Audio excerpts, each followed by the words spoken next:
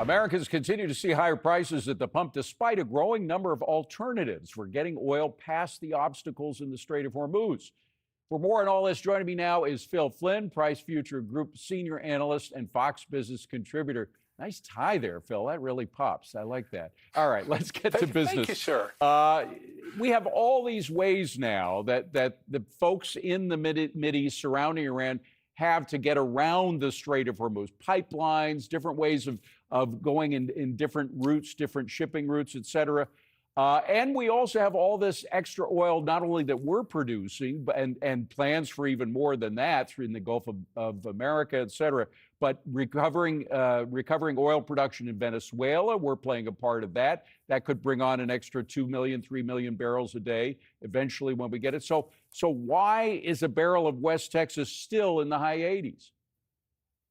Because people are scared, Dave, because they don't know what's going to happen next. And I think when we look around the world, despite the fact that we have lost billions of barrels of production and supplies have been cut off, but if you look around the world, there's no place in the world today where you can't buy a barrel of oil. And I have to credit the Trump administration because they pulled off the biggest Houdini act in history. I mean, how the heck do you get a super tanker through the Strait of Hormuz with nobody seeing it, right?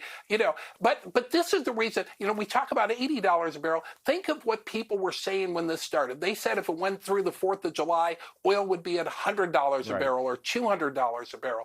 And Dave, I don't think oil's the problem right now. We've got plenty of oil in the short term. It's really diesel and refining capacity. I think that's more about Russia and Ukraine than it really is about Iran right now. Well, I'll talk about diesel and the crack spread and all that in just a moment. But what about, let's take Venezuela as an example. I mean, they're pumping just barely 1 million barrels a day. Back before they went fully socialist, they were pumping over 3 million barrels a day. Why are they going to get back up to that 3 million barrel a day number pretty quick? I have every confidence that they will. The problem isn't the oil production, it's the transportation. Because of the earthquake there, because of their dilapidated ports. Okay. We saw a report today, their ships backed up like crazy, record amount to get the oil out of there. So it's not a production problem, it's a transportation problem. I think that's going to be solved over the next few months to a large degree, and I think we'll be getting a lot more oil out of Venezuela than people think. Well, there's Venezuela, there's the extra oil we could be producing out of the Gulf of America.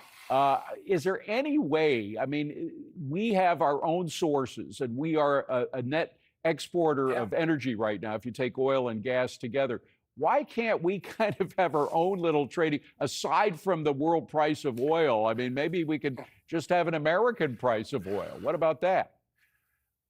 I hear that all the time, Dave, especially from the truckers. They call me, quit selling our diesel to overseas. We need it here at home. Right. And I get that, right? But it is a global market, and we've learned, from past financial crises, if we cut supplies off to Europe, they'd have a recession. That would trickle down to our banks, and it wouldn't be pretty for anybody. But you know what? Listen, I look at the positive sides. The barrel is half full. We're changing the energy for the future. We're going to be controlling it, Dave, in the future, not OPEC. OPEC is done. Okay. It's going to be the United States and U.S. producers. You got 15 seconds on that diesel crack spread that's now 6 times as high as it should be. When are we going to fix that? Hopefully soon. I'll tell you, we're lifting sanctions on Canada. Hopefully that will help us get oil more efficiently from Canada over the long run. But also if Russia would, if we could get Ukraine to quit hitting the Russian refineries and get a peace deal there, I think it could come down real quickly. Yeah. But, I'll tell you, record crack spreads, more supply. I think the U.S. refiners are going to get it under control. And we could use a few more U.S. refineries as well. Phil Flynn, good to see you. Thank you. Appreciate it. Have a great weekend. More Kudlow up next.